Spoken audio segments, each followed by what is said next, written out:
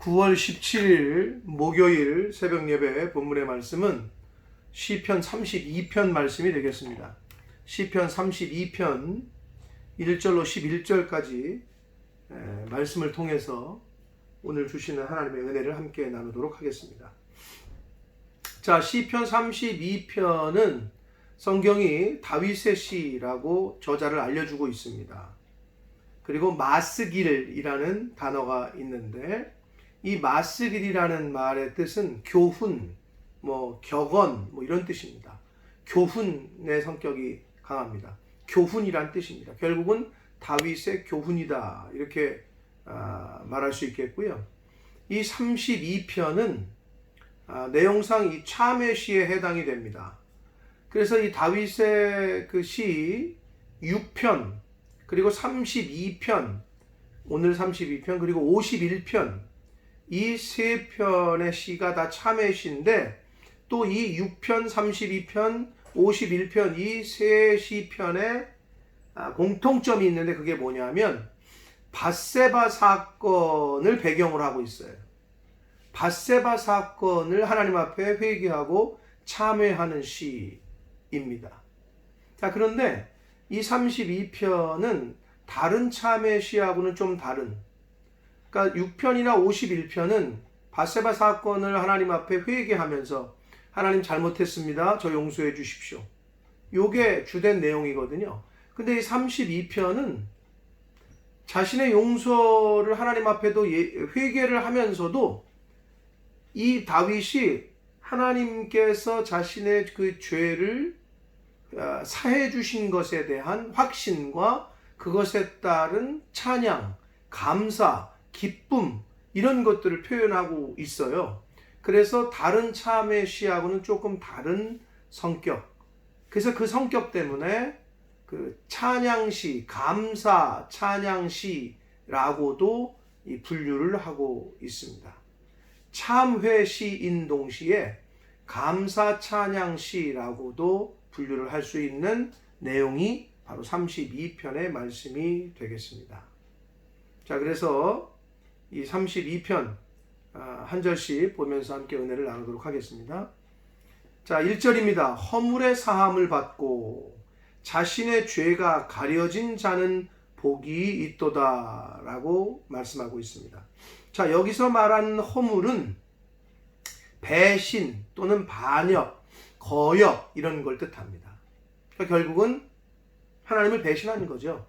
밧세바를 범했다는 것은 하나님의 사람으로서 또 하나님에게 은혜를 입어서 왕이 된 다윗으로서는 해서는 안 되는 그러한 죄를, 그러니까 하나님을 배신하고 거역하고 반역한 거나 마찬가지인 죄를 저질렀죠.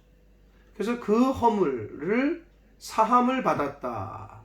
그리고 자신의 죄, 구약에서 이 죄는 죄라는 말의 원어는 하마르티아, 이 하마티라는 이런 단어인데 무슨 의미냐면 관역에서, 이 표적에서 벗어나는 걸 말해요. 왜 양궁 하는 거 보면 관역이 있잖아요. 가운데가 10점이잖아요. 근데 이게 벗어나는 거. 원래 목표, 하나님이 정해주신 타겟에서 벗어나는 행위. 이게 죄라는 거예요. 그 죄가 가려진 자는 복이 있도다 라고 말씀하고 있습니다. 근데 여기서 사함을 받고 그리고 가려진 자는, 가려진 이건 다 수동태입니다. 그러니까 결국 하나님께서 사해 주셨고 그리고 가려 주셨다는 거죠. 뭐를? 다윗의 그 죄를. 그래서 허물과 죄를 하나님이 용서하시고 덮어주셨다. 그래서 복이 있다 라고 말하고 있습니다. 2절을 보시면 마음에 간사함이 없고, 간사하다라는 말을 우리가 쓰잖아요. 무슨 말인지 아시겠어요? 간사하다? 결국 그 말은 그 거짓이 없다는, 속임수, 배신, 교활한 이런 뜻이거든요. 교활하다 그리고 속인다 이런 의미가 간사하다라는 뜻이거든요. 그러니까 속임, 하나님 앞에 거짓말 안 하고, 그리고 교활한. 사실 다윗이 얼마나 교활했어요. 우리아 자신의 신하의 아내를 취하기 위해서 얼마나 나쁜 거짓을 행하고 교활하게 우리아를 전쟁의 한복판에 보내가지고 죽게 하는 그게 죽어야 자기가 밧세바를 취하는데 꺼리낌이 없으니까 어떻게 보면 장애물을 제거하듯이 제거했잖아요. 아주 교활한 거죠. 그 간사함이 없고 하나님 여호와께 정죄를 당하지 아니하는 자는 복이 있도다. 그러니까 하나님의 거짓말하고 간사하면 하나님이 심판하신다는 거예요. 너 죄 있어. 넌 죄인이야. 죄를 가려주시는 게 아니라 하나님이 넌 죄인이야 라고 정하신다는 거예요. 그래서 간사함, 거짓이 없고 교활하지 않고 하나님께 정죄를 받지 않는 사람은 복이 있다라고 말합니다. 3절을 보시면 이 3절과 4절에서는 본인이 하고 범죄를 했는데 본인이 깨달았음에도 불구하고 회개치 않았을 때 그 불행과 고통, 자신의 경험담을 얘기하고 있어요. 처음에는 다윗이 회개하지 않았거든요. 자신이 분명히 죄를 범했는데도 하나님 앞에 회개하지 않았을 때 그때 자신이 당했던 그 불행과 고통을 이제 이야기를 합니다. 간증을 하는 거죠. 3절을 보시면 내가 입을 열지 아니할 때에 종일 신음함으로 내 뼈가 쇠하였도다 이렇게 얘기합니다. 입을 열지 아니했다라는 말은 입을 꾹 다물고 하나님 앞에 하나님 잘못했습니다. 저 용서해 주십시오 이래야 되는데 회개 안 하고 아주 완고하게 고집피고 입을 꾹 다물고 있어요. 완고하게 버티고 있을 때라는 말이에요. 즉 회개하지 않을 때. 그때 어떤 현상이 일어나느냐. 종일 신음하고 여기서 신음하다라는 말로 한국어 성경에서 번역을 했는데 원어의 의미는 으르렁거리다. 짐승이 이렇게 으르렁거리는 거.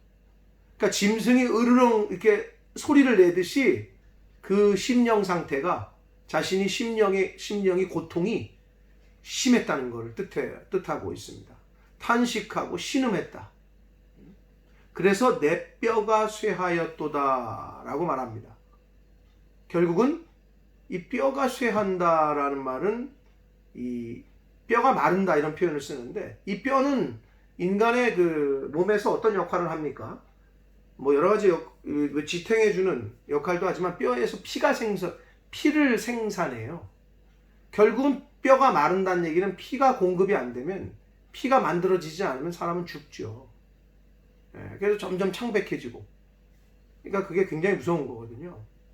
결국은 하나님 앞에서의 어떤 그 영적인 죄를 범함으로 영적으로 심령이 상하니까 그러니까 육체도 이제 영향을 받는 영적으로 피폐해지면 육체도 피폐해집니다. 마음이 병들면 몸도 병듭니다. 4절을 보시면 주의 손이 주야로 나를 누르시오니 주의 손이 밤낮으로 자신을 누른다 이렇게 표현했는데 여러분 성경에서 말하는 손의 의미는 힘과 능력이에요. 우리나라 사람들도 그렇게 표현한 거 아니에요? 저 사람 큰 손이야. 야, 저 사람 힘 있는 사람이야 할 때 저 사람 큰 손이다. 이런 말을 쓰잖아요. 힘과 능력, 손이 크다 이런 표현을 쓴단 말이에요. 그러니까 능력이 좋다 이 말이거든요. 그러니까 하나님의 능력이 밤낮으로 자신을 눌렀다는 거예요. 그 죄로 인해서. 그랬더니 내 진액이 빠져서 여름 가뭄에 마름같이 되었다 라고 얘기합니다. 진액은 피와 물을 얘기합니다. 인간의 그 몸의 구성 중에 피와 물 이건 거의 70-80%를 차지하잖아요. 이 진액을 결국은 뼈에서 만들어내는데 뼈가 마르고 뼈가 쇠하고 진액이 다 빠져서 이건 완전히 그 비유하기를 여름 가뭄에 마름같이. 여름에 가무르면은 땅이 쩍쩍 갈라지잖아요. 나무도 그냥 쩍쩍 갈라지고 자기 몸이 그렇게 됐다는 거예요. 그 죄 때문에 회개하지 않았을 때. 그러니까 회개하지 않았을 때의 불행과 고통을 간증합니다. 그러면서 5절에 이제 회개했을 때 이제 깨닫고 회개하는 거예요. 다윗이 내가 이르기를 내 허물을 여호와께 자복하리라. 자복하다라는 말은 야다라는 히브리어인데 자신을 내보이다 이런 뜻이에요. 그러니까 자복한다라는 말은 하나님 앞에 회개한다는 말은 자기 자신의 내면을 다 내보인다라는 뜻이에요. 그 말은 회개하지 않는다는 건 숨긴다. 자기 속의 내면을 숨긴다는 것. 숨겨지지도 않는데 어떻게 손바닥으로 태양을 가리겠어요. 어떻게 우리가 하나님을 숨길 수 있겠어요. 근데 숨긴다는 거예요. 근데 자복한다는 표현은 자신을 내보이다, 고백하다 이런 뜻입니다. 그래서 이제 자복하리라 하고 주께 내 죄를 아뢰고 고백하는 거죠. 내 죄악을 숨기지 아니하였더니 자신을 내보인다는 거죠. 그게 자복이라는 거예요. 그랬더니 곧 주께서 내 죄악을 용서하셨다. 사해 주셨다. 셀라 이렇게 얘기하고 있습니다.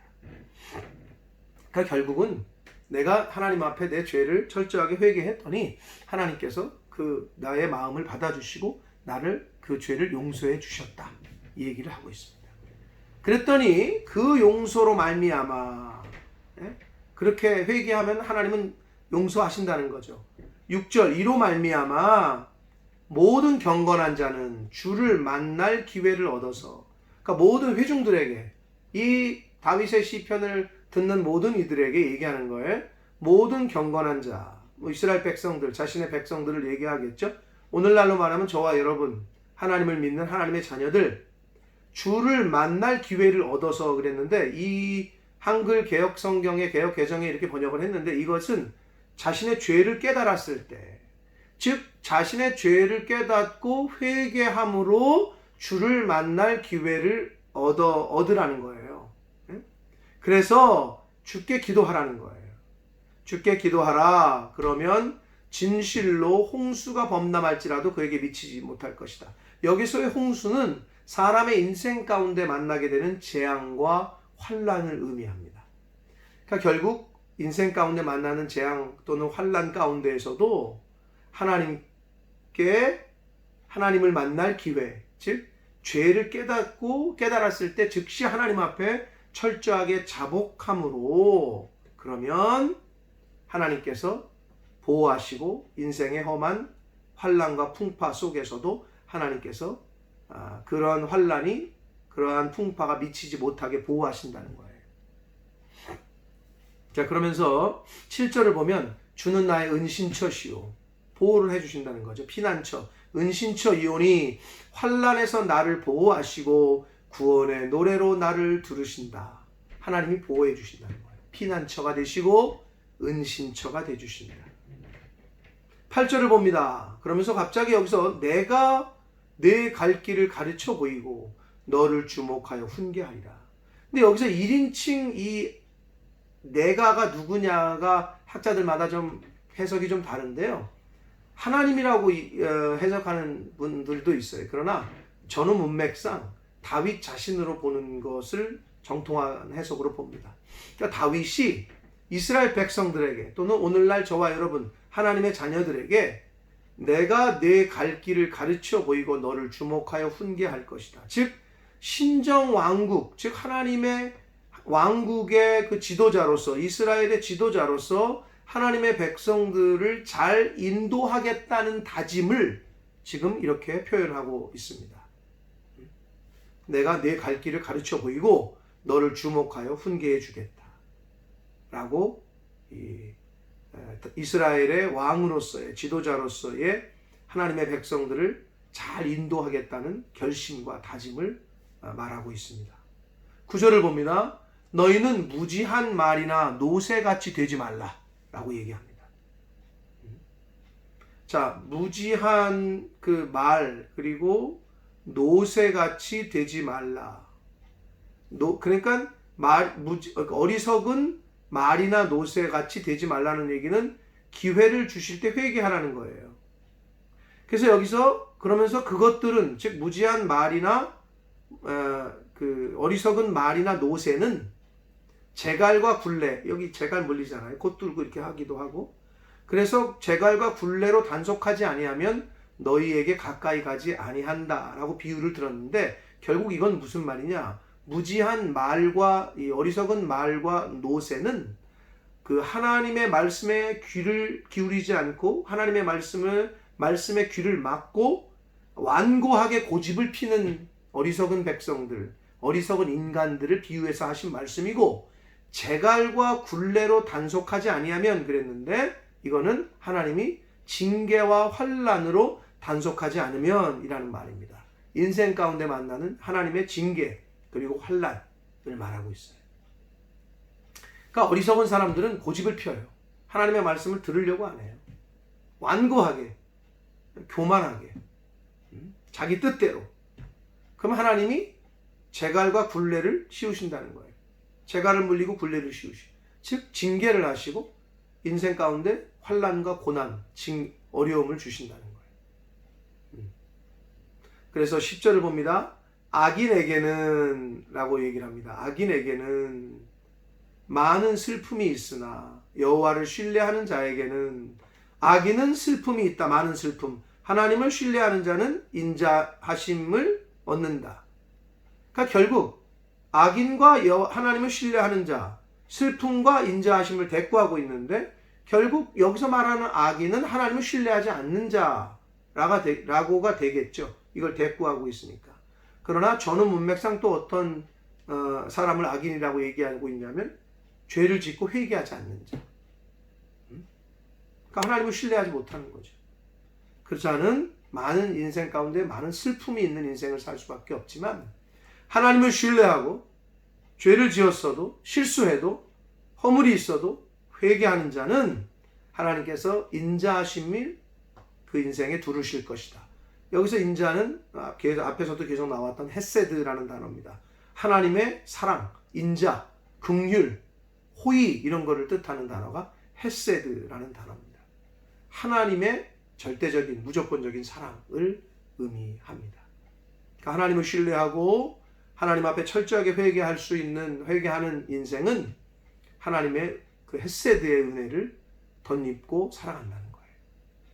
그래서 11절 마지막 절, 너희 의인들아 여호와를 기뻐하며 즐거워할지어다.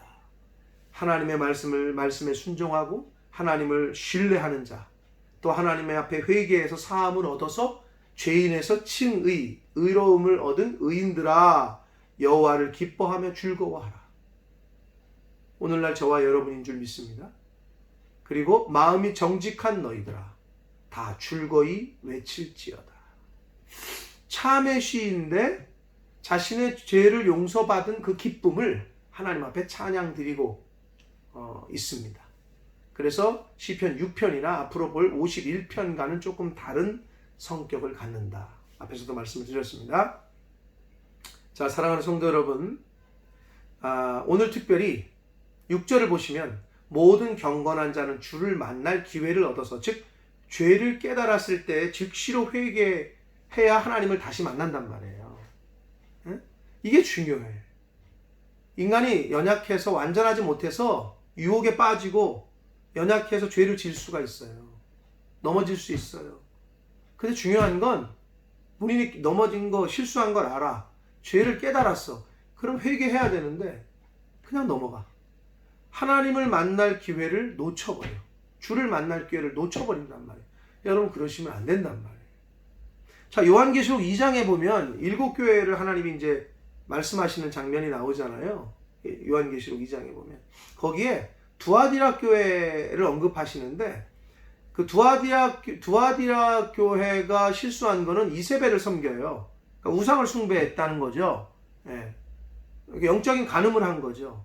근데 그래서 하나님께서 그 요한계시록 2장 21절에 보면 이렇게 말씀하셔요. 내가 회개할 기회를 주었는데 그 두아디라 교회가 그 음행을 회개하지 아니했다라고 말씀하세요. 하나님은 두아디라 교회에 회개할 기회를 주셨대. 근데 회개하지 않았다는 거예요. 사랑하는 성도 여러분, 저와 여러분이 실수할 수 있어요. 예수 믿는 사람도. 근데 중요한 건 하나님이 회개할 기회를 주신단 말이에요. 그 기회를 놓치시면 안 돼요. 주를 만날 기회를 여러분 잡으셔야 돼요.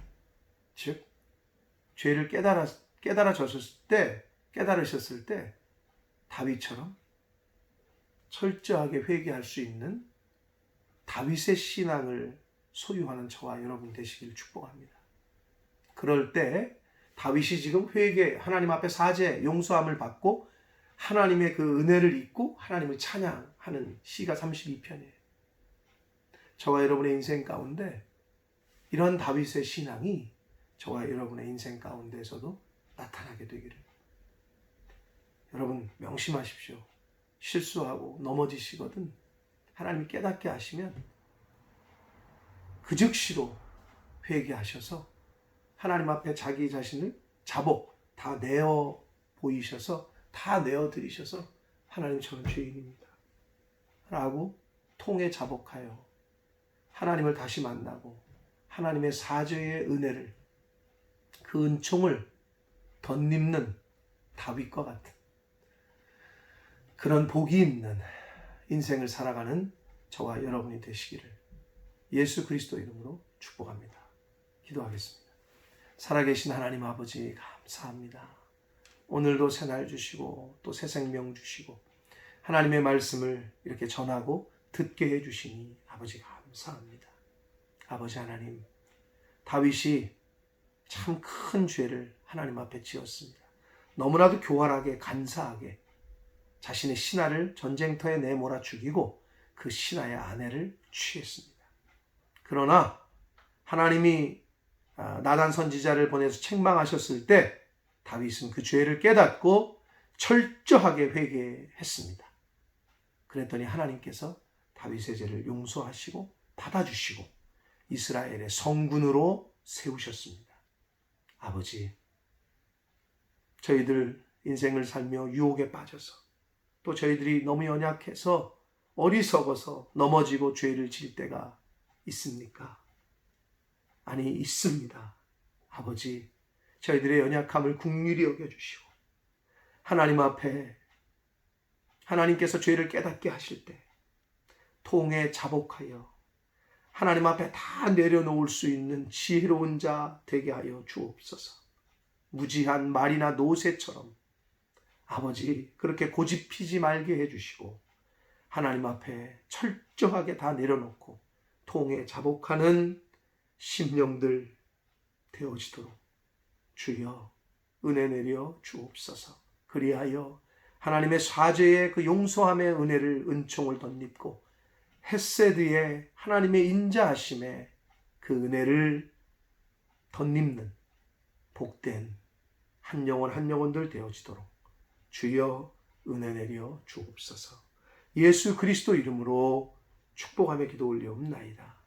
아멘.